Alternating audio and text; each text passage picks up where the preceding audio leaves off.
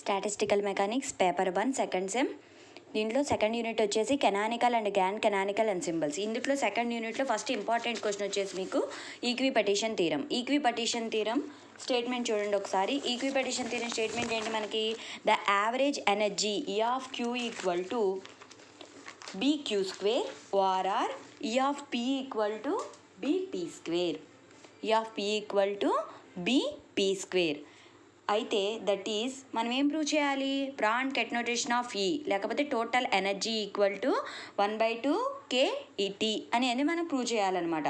ఇది వచ్చేసి మనకి స్టేట్మెంట్ ఏంటి? మనకి E ఆఫ్ Q ఇచ్చారు, E ఆఫ్ P ఇచ్చారు. దాన్ని బేస్ చేసుకొని మనం టోటల్ ఎనర్జీ E అనేది మనం క్యాలిక్యులేట్ చేయాలి. అదంతా ప్రూవ్ చేయాలి. 1/2 KTగా మనం ప్రూవ్ చేయాలి. సో దానికోసం ప్రూఫ్ చూడండి ఒకసారి.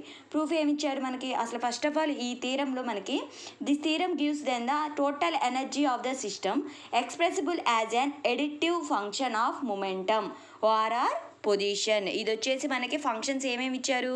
ఎక్స్ప్రెసిబుల్ ఫంక్షన్స్ ఏమి ఇచ్చారు? Q అండ్ P ఇచ్చారు కదా. Q అండ్ P అంటే ఏంటి? మనకి ఎడిటివ్ ఫంక్షన్స్ అనమాట. మీకు ఫస్ట్ యూనిట్లో చెప్పాను కదా, Q అండ్ P అంటే ఏంటవి? Momentum and position. Grand canonical ఎన్సెంబుల్లో కెనానికల్ ఎన్సెంబుల్ వచ్చాయి కదా. P అండ్ Q అనేవి ఏంటి మనకి?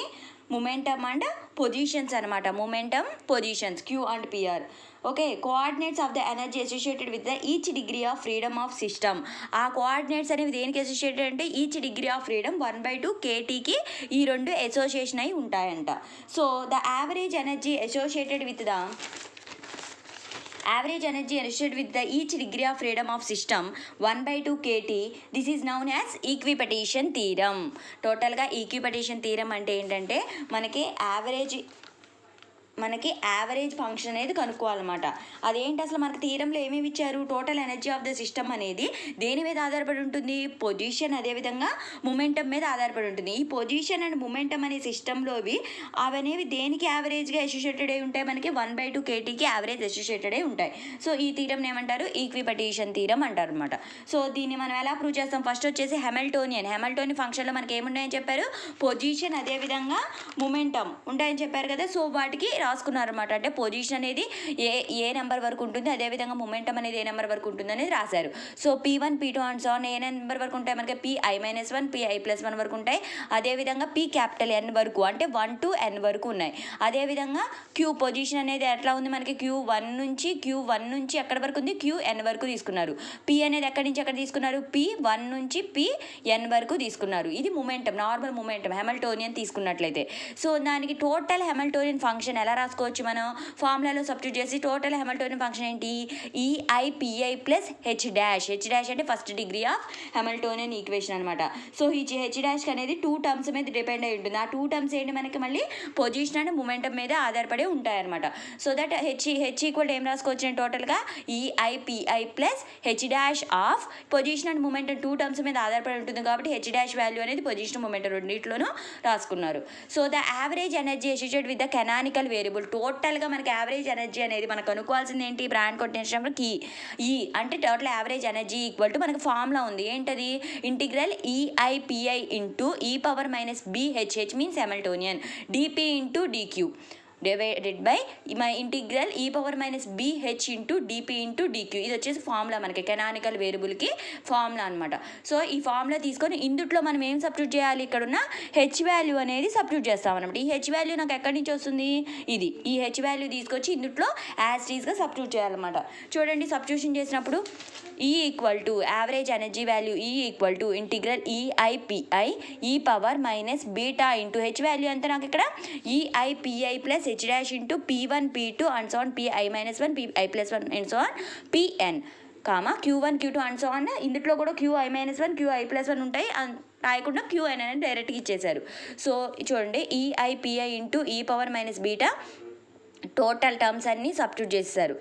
DP ఇంటూ DQ యాజ్ టీజ్గా. నెక్స్ట్కి divided by integral E⁻β into H value ఎంత ఉంది? H వాల్యూ కూడా ఇక్కడ ఉంది కదా. సో ఈ మొత్తం H వాల్యూని తీసుకొచ్చి ఇక్కడ సబ్స్టిట్యూషన్ చేశారు అనమాట యాజ్ టీజ్గా. టోటల్గా ఇక్కడ నేనేం తీసుకుంటున్నాను? H డాష్ అంటే ఏం చెప్పాను? హెమిల్టోనియన్ ఈక్వేషన్ 2 వేరియబుల్స్ మీద డిపెండ్ అయి ఉంటుందని తీసుకున్నాం. సో ఇక్కడ H డాష్ అనేది ఏంటి? నాకు Hతో పోలిస్తే H డాష్ అనేది హైయర్ ఆర్డర్ టర్మ్. సో ఈ హైయర్ ఆర్డర్ టర్మ్ వరకు మనం తీసేసామన్నమాట. ఈ హైయర్ ఆర్డర్ టర్మ్ వరకు అంటే మరి ఈ హైయర్ ఆర్డర్ టర్మ్ తీసేసినట్లయితే ఇందులో Q టర్మ్స్ ఉన్నాయి. మరి ఇక్కడ Q టర్మ్స్ ఉన్నాయా? లేవు కాబట్టి డిక్యూ టర్మ్ కూడా మనం తీసేసామన్నమాట. మిగిలింది రాసుకున్నాం. Integral ఈఐపిఐ into E power minus beta into ఈఐపిఐ. ఇక్కడున్న హైర్ ఆర్డర్ టర్మ్ వరకు నెగ్లెక్ట్ చేశారనమాట. ఈ హైర్ ఆర్డర్ టర్మ్ డిక్యూ తీసేశారు కదా. తీసేసినప్పుడు ఏమైంది?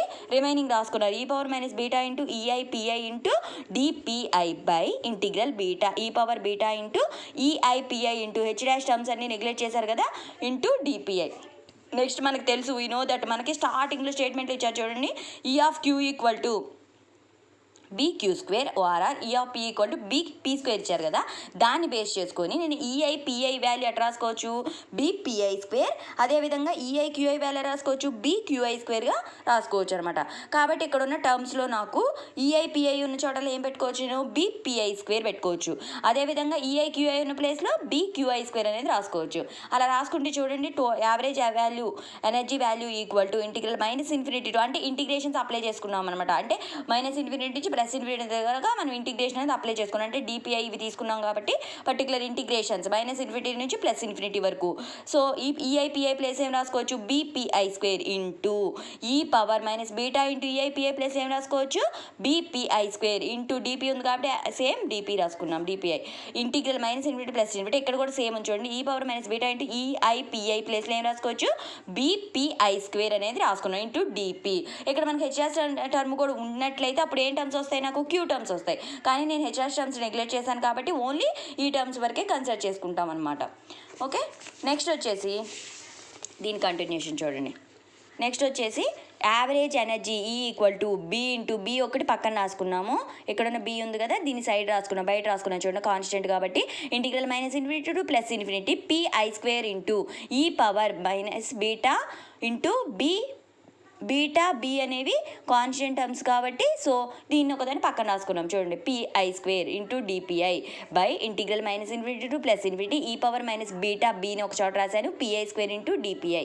సో ఇక్కడ నాకు ఫార్ములాస్ ఉన్నాయన్నమాట. ఫార్ములాస్ ప్రకారం ఏంటి? Integration formulas infinity minus infinity to plus infinity PI square into E power minus API square. అంటే మా యాక్చువల్ ఫార్ములా ఏంటి? X square into E power minus A X square ఉంటే దాని value √π/2 into B beta whole power 3/2. Same అలాగే నాకు ఇక్కడ terms ఏమున్నాయి? X ప్లేస్లో పిఐ మాత్రమే ఉంది. సేమ్ అలా ఉంది కదా ఫార్ములా. సో దీన్ని సబ్స్టిట్యూట్ చేసుకున్నాను అనమాట. ఏమైంది? PI square into E power minus A PI square equal to √π/2 into B beta whole to the power of 3/2. Same దీన్ని ఇక్కడ సబ్స్టిట్యూట్ చేసుకున్నాను. ఇదేం ప్లేస్లో? Integral minus infinity plus infinity PI square E power minus beta B PI square into DPI ప్లేస్లో నేను ఈ formula అనేదాన్ని substitute చేసుకున్నాం అనమాట. అంటే ఇక్కడ డిఎక్స్ ఉంటుంది, అలాగే ఇక్కడ డిపిఐ ఉంటుంది. ఓకేనా? సో దీన్ని సబ్స్టిట్యూట్ చేసుకున్నాం బై డివైడెడ్ బై. మరి దీనికి తేడా ఏంటి? ఇక్కడ ఎక్స్ స్క్వేర్ ఉంటుంది, ఇక్కడ అంటే ఇక్కడ పిఐ స్క్వేర్ ఉంది, ఇక్కడ పిఐ స్క్వేర్ లేదు కదా. సో దానికి ఫార్ములా ఎలా చేంజ్ అయింది? √π/బి బీటా ఇంటూ 1/2. అంటే దీనికి ఫార్ములాస్ ఉన్నాయన్నమాట. బి బీటా ఇంటూ 1/2 సేమ్ అదే సబ్స్టిట్యూట్ చేసుకొని క్యాన్సిల్ అయ్యే టర్మ్స్ ఉంటే క్యాన్సిల్ చేసుకుంటే నాకు రిమైనింగ్ మిగిలింది ఏంటి? Average energy value equal to 1/2 beta whole to the power minus 1/2 into beta whole to the power of 3/2. So total average energy equal to 1/2 beta. అంటే ఈ బీటా పవర్ మైనస్ 1/2 ప్లస్ 3/2 కదా. So దీనికి కాసా కడితే ఏం మిగిలింది నాకు? Beta into minus 1 plus -1 plus 3 ఎంత? 2/2. ఎంత వచ్చింది? Beta power -1. సో ఏమైంది ఇక్కడ నాకు? E equal to 1/2 beta. Okay, positive టర్మే కదా. 1/2 beta 1/2 beta. But beta equal to నాకేం తెలుసు? ఆల్రెడీ 1/kT అని తెలుసు. కాబట్టి బీటా ప్లేస్లో ఏం సబ్స్టిట్యూట్ చేశాను? 1/kT సబ్స్టిట్యూట్ చేశాను. అప్పుడు KT పైకి వెళ్ళిపోయింది. టోటల్గా ఏమొచ్చింది నాకు వాల్యూ? ఈ ఈక్వల్ టు 1/2 ఇంటూ KT. ఇది వచ్చేసి మనల్ని కనుక్కోమన్న స్టేట్మెంట్లో ఉంది చూడండి. ఈ ఈక్వల్ టు 1/2 ఇంటూ KT. అంటే టోటల్గా మనం ఏం ప్రూవ్ చేసాం ఇక్కడ? ఈక్విపటిషన్ థీరంలో ఏం ప్రూవ్ చేసాం? The average energy contribution, the total energy each degree of freedom 1/2 kT provided. So the coordinates corresponding to the each degree of freedom appears quadratically in the Hamiltonian. This is known as equipartition theorem.